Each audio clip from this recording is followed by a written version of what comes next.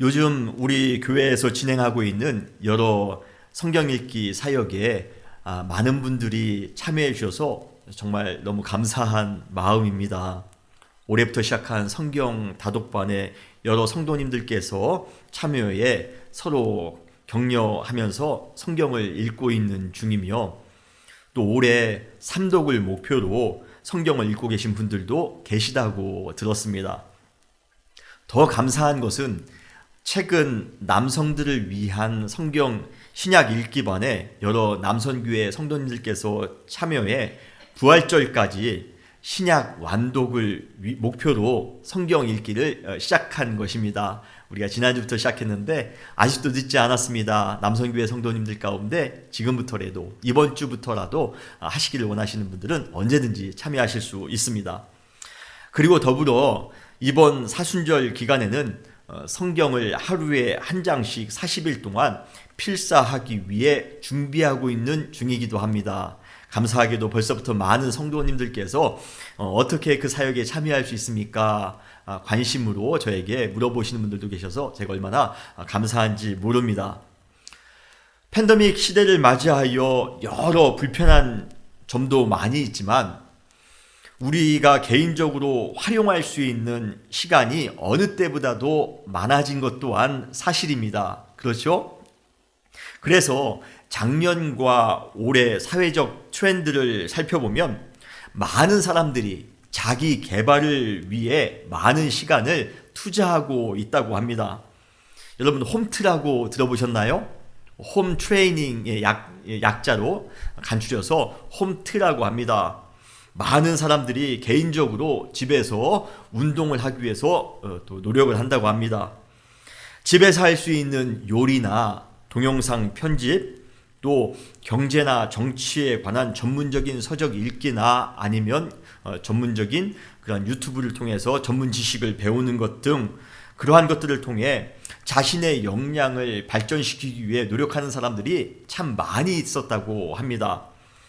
그러나 이렇게 육신적으로 또 정서적으로 자신의 것을 개발하기 위해 노력하는 것도 물론 좋지만, 그러나 팬데믹 시기 우리에게 주어진 이 많은 개인적인 시간들을 우리가 혹시 공허하게 낭비하고 있지는 않은지 한번 우리의 시간들을 살펴볼 필요가 있습니다. 그리고 우리가 될 수 있으면 이러한 기회에 우리의 영적인 성장을 위해 잘 사용하는 것도 바람직하지 않을까 싶습니다. 그러한 의미에서 팬데믹 시대는 우리의 영적 성장을 위해 하나님께서 특별히 주신 아주 의미 있는 시간이 아닐까 싶습니다. 여러분들은 어떻게 이 팬데믹의 시간들을 보내고 계십니까? 개인적으로 여러분들에게 시간이 많이 주어졌는데 어떻게 여러분들은 이 팬데믹 시대를 활용하고 계십니까? 사랑하는 성도 여러분, 팬데믹 시대에는 우리가 성경을 읽읍시다. 하나님의 말씀과 더욱더 가까워집시다. 이 세상의 어떠한 책도 성경이 주는 영감과 감동을 능가할 수 있는 책이 없습니다. 제한된 두뇌와 정보, 감성을 가진 인간이 쓴 책과 성령의 감동으로 기록된 성경과 어찌 비교할 수 있겠습니까? 이 세상의 어떠한 고전이나 베스트셀러라 할지라도 성경이 주는 강력한 영향력을 결코 따라갈 수 없습니다. 그러므로 우리가 하나님의 말씀을 읽고 그 말씀의 능력과 기쁨을 우리 영혼 깊숙한 곳에서부터 뜨겁게 맛보며 살아갈 수 있다면 우리는 큰 축복의 은혜의 삶이 될 수 있을 것입니다. 사랑하는 성도 여러분, 하나님의 말씀을 깊이 읽고 그 안에서 또 한번 말씀의 그 은혜 가운데 풍부한 삶을 살아가시는 우리 모두가 되시기를 주님의 이름으로 축원합니다. 우리는 성경을 통해 여러 가지 유익을 얻을 수가 있습니다. 특별히 세 가지 유익이 있습니다. 첫 번째 유익은 우리는 성경을 통해 우리 안에 거룩한 영적 지수를 높일 수 있다는 것입니다. 요즘요, 우리 많은 현대인들은 건강 지수에 많은 관심을 가지고 있습니다. 그래서 매년마다 정기 검진을 통해 자신의 건강 지수를 확인하려 합니다. 또한 현대인들은 개인의 경제 지수, 경제 지표에 많은 관심을 가지고 있습니다. 내가 가지고 있는 주식이 지금 올랐는지 떨어졌는지, 우리의 집값이 지금 올랐는지 떨어졌는지, 그러한 현황에 매우 관심이 있고 또 중요하게 생각합니다. 그러다 보니 어느 때는 그러한 지수나 그러한 지표라는 그 비인격적인 숫자가 그래봤자 숫자 아닙니까? 그러한 비인격적인 숫자가 그 사람의 인생을 드라이브하는 것처럼 보일 때가 있습니다. 그러나 우리의 영적 지수에 관심이 있는 사람은 우리 시대에 얼만큼이나 될까요? 과연 내 안에 성령이 얼마만큼 충만한가? 하나님을 얼마만큼 관심을 갖고 그 하나님을 믿고 우리가 따라가고 있는가? 내 안에 있는 거룩의 지수는 얼마큼 되며 내 안에 있는 공의의 지수는 지금 얼마큼 되는가?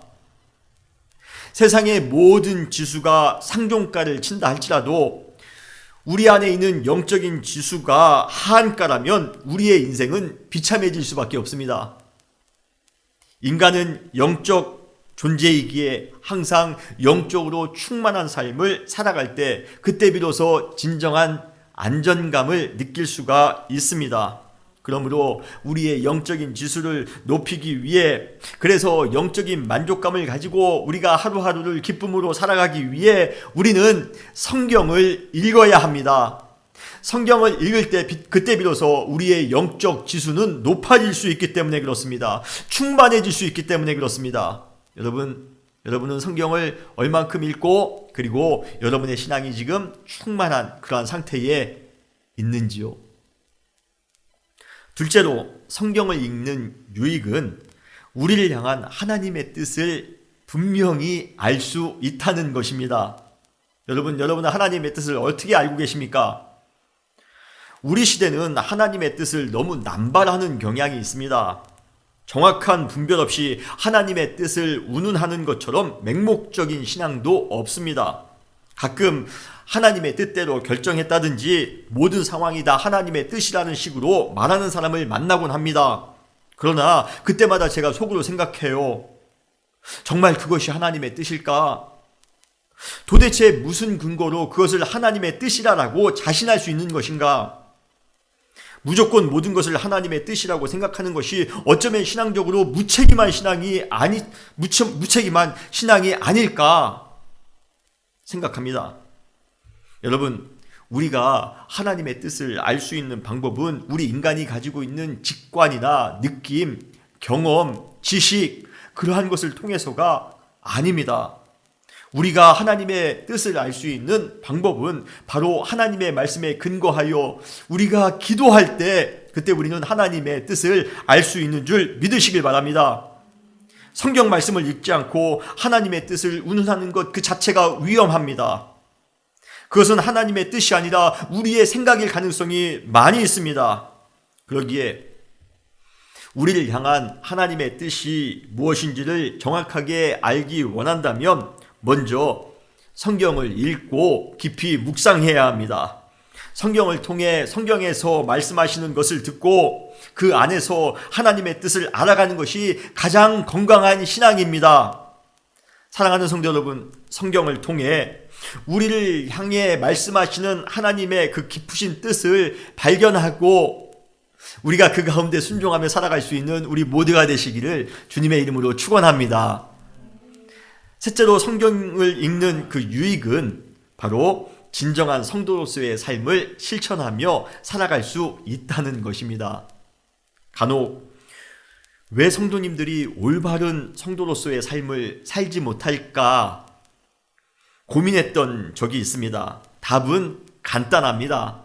뭐지요? 성경에 대해서 무지하기 때문에 그렇게 살아가는 것입니다. 성경은 우리가 하나님의 자녀로서, 하나님의 백성으로서 어떻게 살아가야 될 것인가를 정확하게 우리에게 말씀해 주고 계십니다. 성경은 올바른 영적인 삶에 대한 실천 매뉴얼입니다. 그런데 성경을 제대로 알지 못해 성도로서 살아가야 할 것을 전혀 모르고 있으니 어떻게 성숙한 신앙인이 될 수 있단 말입니까? 제가 군대에 다닐 때 이등병 때 참 답답했던 적이 있습니다. 그것은 고참이 저한테 항상 그래요. 너는 왜 이렇게 못하냐는 거예요. 저한테 꾸지람을 주는데 얼마나 기분도 안 좋고 주눅도 들고 얼마나 힘들었는지 모릅니다. 그런데 제가 못하는 이유가 뭐냐면 가르쳐 주질 않았거든요. 가르쳐 주지도 않고 저한테 시켜놓고 왜 못하냐고 꾸지람을 주니 얼마나 제가 답답했겠습니까? 여러분, 우리가 미국에서 살아가면서 답답한 이유가 무엇입니까? 바로 잘 모르기 때문에 그렇습니다. 저도 30이 넘어서 미국에 왔는데요, 마치 유치원 아이가 된 기분이었습니다. 어디 갈 때도 누구와 같이 가야 되며 무엇을 할 때도 제대로 아는 것이 없습니다. 아파트를 구입하는 것도, 운전면허를 따는 것도, 침대를 구입하는 것도 다 제 마음대로 안 됐습니다. 그 이유가 무엇입니까? 우리가 미국의 문화와 미국의 법을 잘 몰랐기 때문에 그렇습니다. 여러분, 우리가 잘 모르면요, 잘 살 수가 없습니다. 신앙도 마찬가지입니다. 우리가 신앙생활을 제대로 못하는 이유도 솔직히 잘 모르기 때문에 그렇습니다.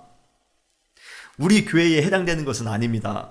오해하지 마시기 바랍니다. 그런데 어떤 장로님이나 권사님이나 직분을 가지고 있는 분들 중에서도, 또 10년이든 20년이든 신앙생활을 하고 계시는 분들 중에서도, 교회에서 여러 파트를 맡아 봉사하시는 분들 중에서도 잘 모르는 분이 계시더라는 거예요.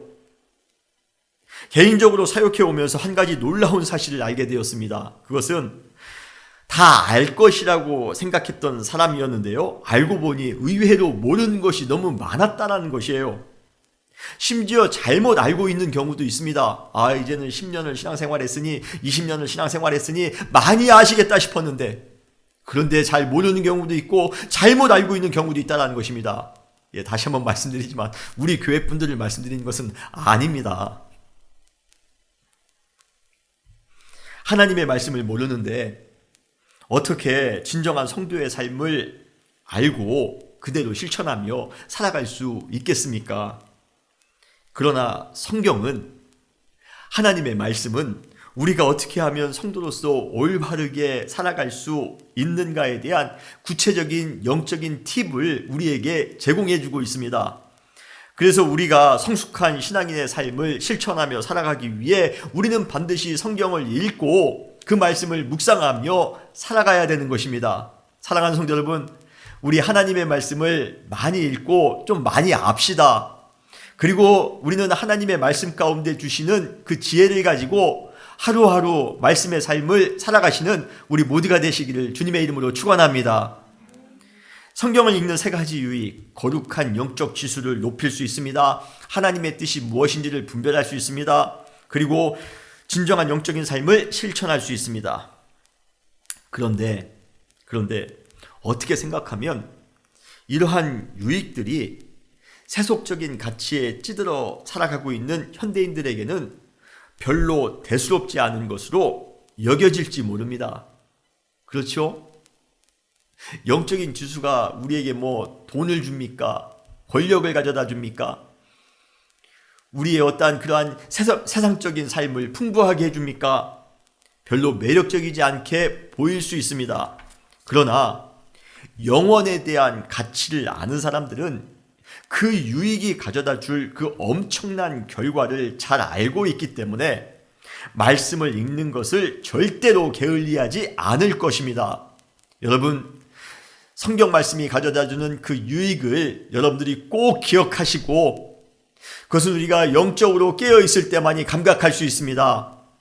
여러분, 우리가 또 한번 성경의 말씀의 그 유익을 따라 성숙한 삶을 살아가기 위하여, 그 유익이 주는 그 엄청난 결과 가운데 기쁨으로 살아가기 위하여 최선을 다해 하나님의 말씀을 읽고 묵상하는 여러분들이 되시기를 바랍니다. 성경 말씀을 읽는 것이 우리의 인생을 변화시킬 수 있는 큰 동력이 됨을 여러분 믿으시길 바랍니다. 말씀을 읽는 것이 우리를 주변인의 삶에서 주관자의 삶으로 바꾸어 주실 것입니다. 그러기에 우리는 하나님의 말씀을 읽고 최선을 다해 믿음으로 살아가야 됩니다. 그때 말씀이 주는 유익, 그 가운데 기쁨으로 감사함으로 살아가게 될 줄 믿습니다. 성경을 읽다 보면 말씀에 관해 소개하고 있는 다양한 구절을 만날 수 있습니다만 그 중에서 제일 대표적인 구절을 뽑으라면 저는 시편 119편이다라고 제가 말씀을 드릴 수 있겠습니다. 신앙인으로서 말씀에 대한 열정을 회복하고 싶을 때가 있습니다.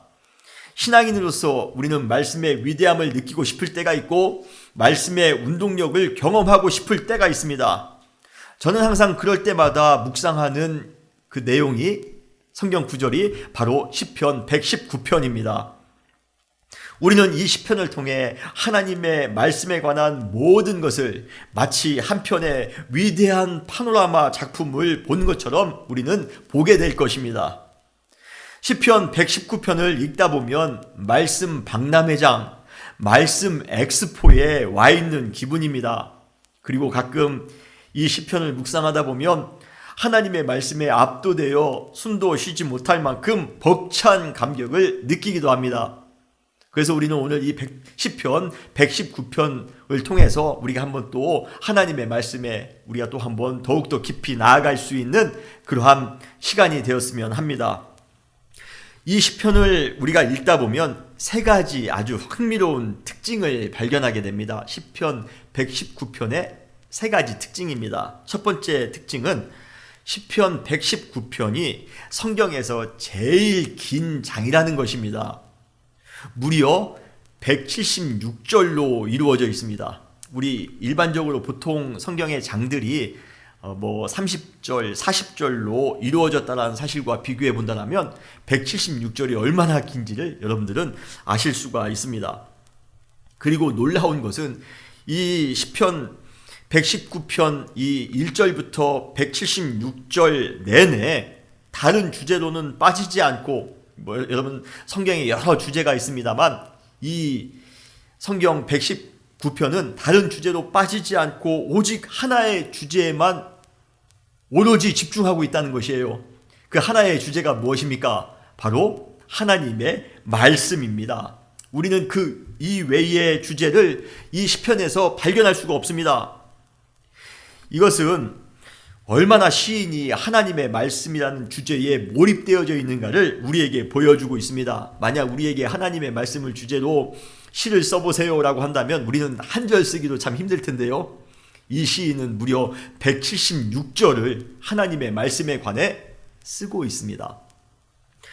두 번째, 이 119편의 특징은 문학적으로 볼 때 이 시는 아크로스틱 시입니다. 여러분 아마 많이 생소하실 텐데요. 이 아크로스틱 시는 히브리 시가 가지고 있는 특별한 문학적 기법입니다. 이것은 각 시의 각 연을 시작하는 첫 번째 단어를 히브리어 알파벳 숫자로 해서 시를 짓는 것입니다. 1년은 처음 알파벳, 두 번째 연은 두 번째 알파벳, 이러한 식으로 시를 짓는 것입니다. 히브리어의 알파벳은 총 22개로 구성되어져 있습니다.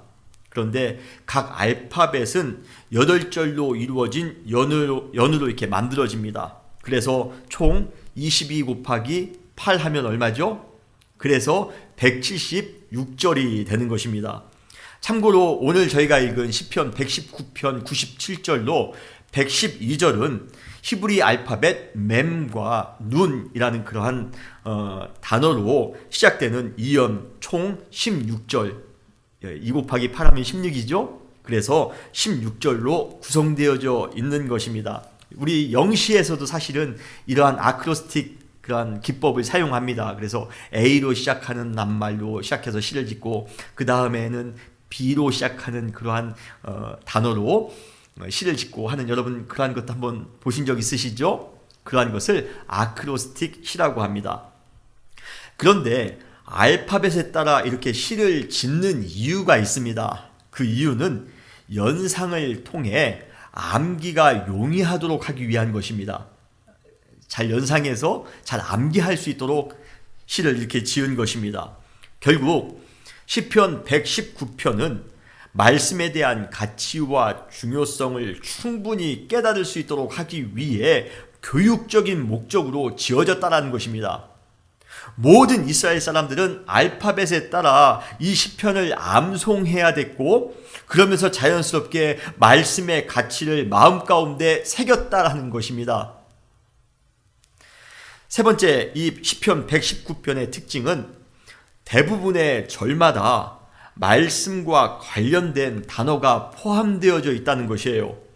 우리는 매 절마다 법, 계명, 증거, 법도, 말씀, 규례, 율례 이러한 단어를 우리는 매 절마다 찾아볼 수 있습니다. 그러한 예로 우리가 오늘 본문 119편 97절로 112절에 보면 97절에는 어떻게 되어 있죠? 주의 법이라고 되어 있습니다. 98절에는 주의 계명, 99절에는 주의 증거, 100절에는 주의 법도, 그 다음 절에는 주의 말씀, 그 다음 절에는 주의 규례, 그 다음 절에는 주의 말씀, 그 다음 절에는 주의 법도. 오늘 저희가 읽은 구절뿐만 아니라 지금 이 176절이 다 그러한 말씀에 관련된 단어를 포함하고 있다는 것이에요. 그래서 우리가 시편 119편을 읽으면서 매 절마다 나오는 하나님의 말씀과 관련된 단어를 표시하면서 읽으면 매우 유용합니다. 여기에 사용된 이러한 단어들, 법, 계명, 증거, 율례, 규례 이러한 단어들에는 약간의 세미한 차이가 있기는 합니다. 그러나 이 단어들의 정의를, 각각의 정의에 대해서는 우리가 다음에 기회 있을 때에 언제 같이 나누기로 하고요.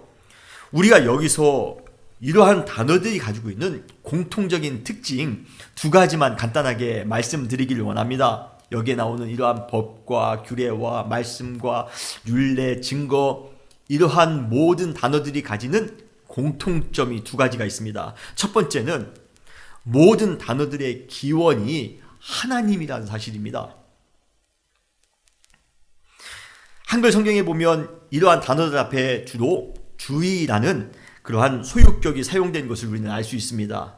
주의 법, 주의 계명, 주의 증거, 주의 말씀, 한마디로 하면 무엇입니까? 모든 근원이 다 하나님이라는 것입니다. 이 모든 법과 계명과 말씀과 규례는 어떤 야망 있는 인간이 자신이 속한 공동체를 원활하게 통치할 수 있도록 하기 위해 만든 규정이 아니라 하나님의 백성들이 가장 아름다운 공동체를 이루며 살아갈 수 있도록 하기 위해 하나님께서 주신, 하나님께서 제정하신 하나님의 명령이라는 것입니다. 그 당시에 모세나 그 당시에 여호수아나 그 당시에 사회 지도자가 지혜가 있기 때문에, 지식이 있기 때문에 이스라엘을 잘 통치하기 위해서 만든 것이 아니라 하나님께서 그 백성을 사랑하사 직접 만드신 것이라는 것이에요. 그러기에 하나님의 말씀에는 하나님의 권위와 하나님의 능력이 담겨져 있습니다.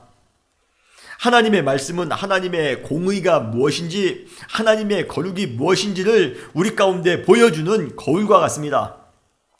하나님의 말씀은 하나님의 생명을 담고 있습니다. 그래서 우리는 뭐라고 합니까? 생명의 말씀이라고도 합니다. 하나님의 말씀에는 하나님의 사랑이 담겨져 있기도 합니다. 그래서 세상의 통치자들이 만든 법과 규례를 통해서는 우리가 억압을 당하기도 하고 우리가 통제를 받기도 합니다만, 사랑으로 만들어진 하나님의 말씀을 통해서는 우리는 진정한 자유를 누리게 됩니다. 진정한 평화를 누릴 수가 있게 됩니다. 이렇게 하나님의 말씀의 근원은 무엇입니까? 바로 하나님입니다.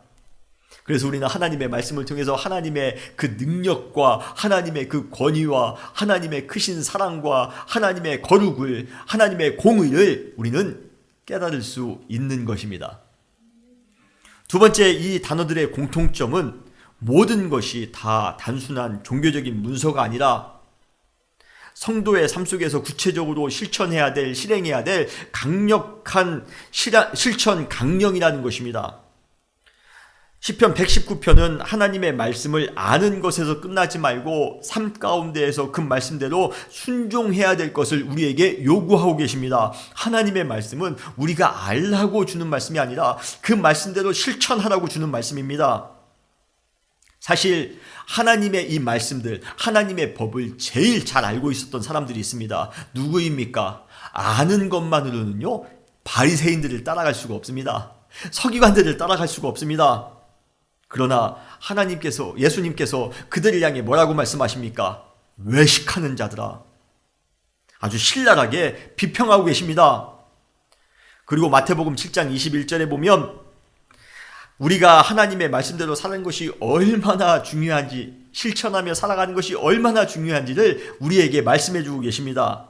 나더러 주여 주여 하는 자마다 다 천국에 들어갈 것이 아니라 다만 하나님의 하늘에 계신 내 아버지의 뜻대로 행하는 자라야, 하나님의 말씀대로 행하는 자라야 천국에 들어갈 수 있느니라.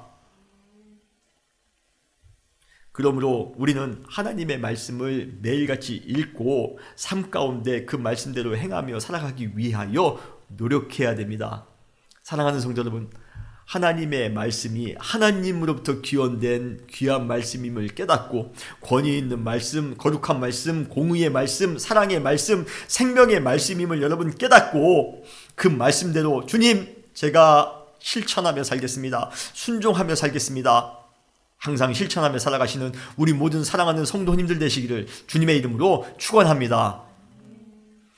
시편 119편을 통해 우리가 꼭 알아야 할 말씀에 대한 자세가 있습니다. 말씀을 대하는 자세입니다. 첫 번째로 우리는 항상 그 말씀과 함께 해야 합니다. 여러분 믿으십니까? 시편 119편 98절의 시인은 주의 계명들이 항상 나와 함께 하므로 그것들이 나를 원수보다 지혜롭게 하나이다 라고 말씀하고 있습니다. 그러면서 우리가 하나님의 말씀과 함께하는 방식으로서 시인이 제안하고 있는 것이 있습니다. 그것이 무엇입니까? 바로 묵상입니다. 우리가 말씀을 묵상한다는 것은 하나님의 말씀과 함께한다는 그러한 의미입니다. 본문에 보면 이 묵상을 뜻하는 단어로 시인이 택한 그 단어가 있습니다. 바로 읊조리다라는 그러한 단어입니다. 97절에 보면 내가 주의 법을 어찌 그리 사랑하는지요, 내가 그것을 종일 작은 소리로 읊조리나이다. 그리고 99절에 보면 내가 주의 증거들을 늘 읊조림으로 라고 말씀하고 있습니다. 이상하게 읊조리다라는 단어를 들으면 좀 앵무새가 뭔가 좀 이렇게 중얼거리는 느낌이 연상이 되어집니다. 과거에는 제가 그랬어요. 그러나 지금 시인이 사용하고 있는 이 읊조리다라는 표현은 단순히 하나님의 말씀을 기계적으로 암송하거나 흥얼거리다라는 그러한 뜻이 아니라 하나님의 말씀의 진정한 의미를 자신의 삶 가운데 매 순간 되새기면서 역동적으로 깨달으며 살라라는 그러한 의미를 가지고 있습니다. 지금 시인은 하루 종일 그가 아침에 묵상했는지 그 말씀 가운데, 아니 어쩌면 그가 전에 묵상했을지라도 그 말씀이 갑자기 기억나 그 말씀대로 살아가고 있는 하나님의 말씀이 주시는 그러한 매력과 신비 가운데에 깊이 몰입되어져 살아가고 있음을 그는 지금 고백하고 있는 것입니다. 그는 하나님의 말씀과 매 순간 함께한다는 것이 얼마나 파워풀한 인생인지를 깨닫고 있었습니다. 그의 삶 가운데 아픔과 고통이 찾아왔다 할지라도, 그의 삶 가운데에 무지와 혼돈이 찾아왔다 할지라도 그는 하나님의 말씀을 주야로 묵상하면서 그 말씀 안에 거한다면 항상 회복하게 될 줄, 그는 항상 승리하는 삶을 살게 될 줄 믿었던 것입니다. 여러분, 팬데믹 시대에 우리는 성경을 읽을 뿐만 아니라 그 말씀을 매 순간 주야로 묵상하며 살아가시기를 바랍니다. 매 순간 말씀 안에 거하는 삶을 살 때 그 말씀의 근원 되시는 하나님께서도 우리와 함께 하심을 여러분 믿으시길 바랍니다. 그래서 그 말씀 가운데 우리가 함께 살며 그리고 그 안에 주시는 하나님의 능력 가운데 우리가 거하며 살아갈 때 우리는 또 한 번 승리하는 삶을 살아가게 될 것입니다. 둘째로 우리가 알아야 할 말씀에 대한 자세는 항상 말씀의 가치를 인식하며 살아가야 한다는 것입니다. 시인은 자신의 그 예민한 미각을 통해 자기의 미각을 항상 황홀하게 만족시켜 주었던 그 꿀보다도 말씀의 가치가 더 좋다라고 고백하고 있습니다. 오늘 본문에 보면 시편 119편 103절에 주의 말씀의 맛이 내게 어찌 그리 단지요 내 입의 꿀보다 더 단이이다.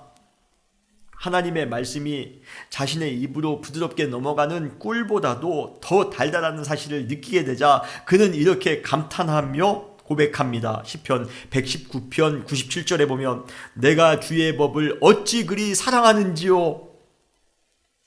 송이꿀보다도 더 단 하나님의 말씀을 그가 대할 때 그가 했던 그 반응은 정말 주님의 말씀이 너무 사랑스럽습니다. 마치 연인을 사랑하듯이 하나님의 말씀을 지금 사랑한다라고 고백하고 있는 것입니다. 여러분, 우리가 말씀을 읽지 않는 이유는 무엇입니까? 그 말씀의 가치를 모르기 때문에 우리는 그 말씀을 읽지 않습니다.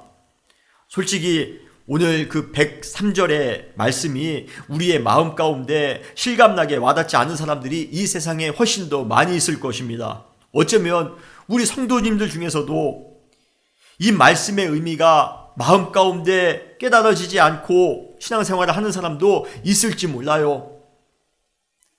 여러분, 이 103절에 나오는 주의 말씀이라는 단어를 돈이라는 단어로 바꾸기만 해도 우리는 이 말씀을, 이 구절을 아주 쉽게 이해할 수 있습니다. 보세요. 돈의 맛이 내게 어찌 그리 단지요 내 입의 꿀보다 더 다나이다. 여러분 마음 가운데 확실히 이해가 됩니까? 권력의 맛이 내게 어찌 그리 단지요. 인기가 내게 어찌 이리 단지요. 여러분, 우리의 입맛에 꿀보다 더 단 것이 있다면 지금 우리는 그것의 가치에, 그것이 돈의 가치일 수도 있고 권력의 가치일 수도 있습니다. 그 가치에 빠져 있다고 생각하시면 됩니다. 과연 여러분들은 무엇이 꿀보다도 더 단 그러한 가치를 가지고 살아가고 계십니까? 사실 가치의 변화는 참 쉽지 않습니다. 그래서 우리는 두 가지가 필요합니다. 바로 하나님의 은총과 신앙인의 의지입니다. 우리가 그 가치를, 우리의 삶의 가치를 변화시키기 위해서 하나님이 먼저 우리에게 은혜를 주셔야 되며 그리고 우리가 신앙인의 의지도 필요한 것이에요. 그런데 하나님의 은총이 해와 같이 이미 모든 사람들에게 비추인 바 되었습니다. 그러기에 이제 남은 것은 하나입니다. 뭡니까? 우리 신앙인들의 의지입니다. 매일의 삶 속에서 하나님의 말씀을 계속적으로 묵상하면서 살아간다면 어느새 하나님의 말씀이 송이꿀보다도 더 달게 느껴지는 그러한 신비를 여러분들은 체험하게 되실 것입니다. 그때 우리의 가치는 변화될 것이에요. 그리고 우리도 시인처럼 이렇게 감탄할 것입니다. 내가 주의 법을 어찌 그리 사랑하는지요. 내가 지금까지 돈을 사랑하는 줄 알았는데, 내가 지금까지 권력을 사랑하며 살았는데, 주님, 제가 매일같이 말씀을 읽고 매일같이 말씀을 묵상하다 보니 이제는 주님의 말씀이 너무 사랑스럽습니다. 주님의 말씀이 너무 은혜스럽습니다. 말씀의 가치를 알게 되더라는 것입니다. 사랑하는 성도 여러분, 말씀의 가치를 알고 그 말씀을 사모하며 살아가시는 우리 모두가 되시기를 주님의 이름으로 축원합니다. 세 번째, 말씀에 대하는 자세는 말씀이 주는 가이드에 충실하라는 것입니다. 말씀은 우리를 진리로 인도하는 길라잡이 역할을 합니다. 그래서 시인이 어떻게 고백합니까? 정말 유명한 구절이죠. 시편 119편 105절입니다. 주의 말씀은 내 발의 등이요 내 길의 빛이니이다. 칠흑 같은 어두운 밤에 가로등도 하나도 없는 곳을 헤드라이트도 켜지 않고 운전한다고 생각해 보세요. 여러분, 자살행위나 마찬가지입니다. 그러나 아무리 주변이 어두워도 헤드라이트를 켜고 운전한다면 큰 문제가 되지 않을 것입니다. 말씀은 우리의 인생의 길을 밝혀주는 그러한 등불과 마찬가지입니다. 세상이 아무리 칠흑같이 어둡다 할지라도 말씀을 읽으면서 살아간다면 우리 인생의 안전은 보장될 것입니다. 그래서 시인은 이렇게 찬양하고 있습니다. 오늘 본문 119편 107절에 보면 나의 고난이 매우 심하오니 여호와여 주의 말씀대로 나를 살게 하소서. 내가 아무리 고난 가운데 있다 할지라도 말씀을 통하여 나는 또 한 번 그 고난을 이겨낼 수 있습니다. 고백하는 것입니다. 더 나아가 109절로 110절에 보면 나의 생명이 항상 위기에 있사오나 나는 주의 법을 잊지 아니하나이다. 악인들이 나를 해하려고 올무를 놓았사오나 나는 주의 법도들에게서 떠나지 아니하였나이다. 아무리 삶 가운데 고난이 찾아오고 위기가 찾아온다 할지라도 올무 속에 내가 있다 할지라도 우리가 걱정하지 않아도 되는 이유는 무엇입니까? 하나님의 말씀이 우리를 안전한 곳으로 가이드해 줄 것이라 우리는 믿기 때문입니다. 사랑하는 성도 여러분, 말씀대로 사는 것이 가장 안전함을 여러분 믿으시길 바랍니다. 우리가 선택의 기로에 서 있을 때 말씀을 읽으시기 바랍니다. 해결점을 찾지 못하고 있을 때 말씀을 읽으시기 바랍니다. 무엇을 해야 될지 전혀 감이 오지 않을 때 우리는 말씀을 읽어야 됩니다. 팬데믹 시대를 살아가는 우리에게 말씀의 가이드를 따라 사는 것이 가장 안전함을 여러분 믿고 우리가 말씀의 가이드 가운데 살아가시는 우리 모두가 되시기를 주님의 이름으로 축원합니다. 마지막 네 번째로 말씀에 대한 자세에 있어 말씀을 지키는 것, 말씀에 순종하는 것이 가장 지혜로운 것임을 여러분 명심하시길 바랍니다. 말씀을 지키는 것은 그 말씀대로 순종하는 것을 의미합니다. 말씀대로 순종하는 것 그 자체가 여러분 지혜입니다. 그래서 시인은 이렇게 고백합니다. 99절에 내가 주의 증거들을 늘 읊조림으로 나의 명철함이 나의 모든 스승보다 나으며 주의 법도들을 지킴으로 나의 명철함이 노인보다 나으니이다. 그냥 말씀만 읽었는데요, 하나님이 지혜를 주십니다. 이 세상에 어느 누구보다도 큰 지혜를 주십니다. 104절에 보면 주의 법도들로 말미암아 내가 명철하게 되었으므로 모든 거짓 행위를 미워하나이다. 하나님이 명철을 주십니다. 여러분, 우리가 자녀를 키울 때 그 자녀를 우리가 지혜롭게 키우기 위해서 그 자녀들에게 말씀을 가르쳐 주시기를 바랍니다.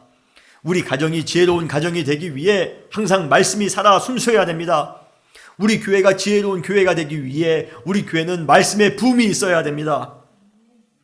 삶을 살아가면서 지혜가 없다고 우리가 느껴지는 이유는 무엇입니까? 바로 말씀대로 살지 않기 때문입니다. 박사학위를 여러 개 가지고 있다 할지라도, 어려운 고시에 합격한 사람이라 할지라도 말씀대로 살지 않으면 어리석은 자가 될 수 있습니다. 그러나 아무리 배움이 없다 할지라도, 재래시장에서 어렵게 장사하는 그 여든의 노인이라 할지라도, 제가 그러한 분을 알고 있어요. 참 어렵게 사시는데, 그리고 초등학교도 나오지 못하셨습니다. 여든이 이상 됐습니다. 그런데도 그분의 지혜를 누구도 따라갈 수가 없습니다. 왜입니까? 그분은 항상 말씀 안에서 살아갔기 때문에 그렇습니다. 말씀대로 살아갈 때 우리는 지혜로운 자가 될 수 있습니다. 이 세상에 많은 것을 알고 있으며 이 세상에 많은 것을 가지고 있다 할지라도 그것이 중요한 것이 아닙니다. 말씀대로 살아가는 것, 말씀이 서로 사랑하라고 하면 서로 사랑하면 됩니다. 말씀이 원수를 축복하라고 하면 가서 축복하면 됩니다. 말씀이 주님을 섬기라면 예배로 주님을 섬깁니다. 말씀이 기도하라고 하면 무릎 꿇고 기도합니다. 새벽 예배에 나와서 기도합니다. 말씀이 전도하라고 하면 이웃에게 찾아가 전도합니다. 말씀이 봉사하라고 하면 자기의 것을 손에 보고서라도 우리가 봉사하며 살아갑니다. 여러분, 말씀대로 순종하세요. 말씀대로 지키며 살아가세요. 말씀대로 우리가 순종하며 살아갈 때 하늘의 지혜가 우리의 삶 가운데 충만히 넘치게 됨을 믿으시길 바랍니다. 항상 말씀과 함께 사는 삶을 살아가시길 바랍니다. 말씀 묵상하며 주야로 늘 말씀을 묵상하며 살아가시기 바랍니다. 말씀을 최고의 가치로 여기며 살아가시기를 바랍니다. 말씀이 주는 가이드대로 충실하게 살아가시기를 바랍니다. 그리고 말씀의 지혜 가운데 순종하며 살아가시기 바랍니다. 그때 우리는 하나님의 뜻이 무엇인지를 분별할 수 있는 성숙한 신앙인이 되실 것입니다. 그리고 우리 시대에 필요한 하나님의 말씀을 이루며 살아가는 능력, 그러한 능력 있는 성도님들이 될 것입니다. 사랑하는 성도 여러분, 우리가 함께 말씀을 읽고 말씀을 묵상합시다. 그리고 말씀을 실천합시다. 올 한 해 우리가 말씀 가운데 살아갈 때 주님께서 말씀의 그 축복을 우리의 삶 가운데 주실 줄 믿습니다. 올해 꼭 성경 1독 이상 합시다. 올해 하나님의 말씀을 묵상하기 위하여 노력합시다. 그리고 하나님의 말씀을 배울 수 있는 그러한 자리가 되면 최선을 다해 그 말씀을 배우는 자리를 사모하시고 함께 참여하여 말씀의 사람이 됩시다. 그러한 말씀의 크신 역사가 우리 교회와 우리의 모든 가정들 가운데 충만히 넘치시기를 주님의 이름으로 축원합니다. 다시 기도하시겠습니다.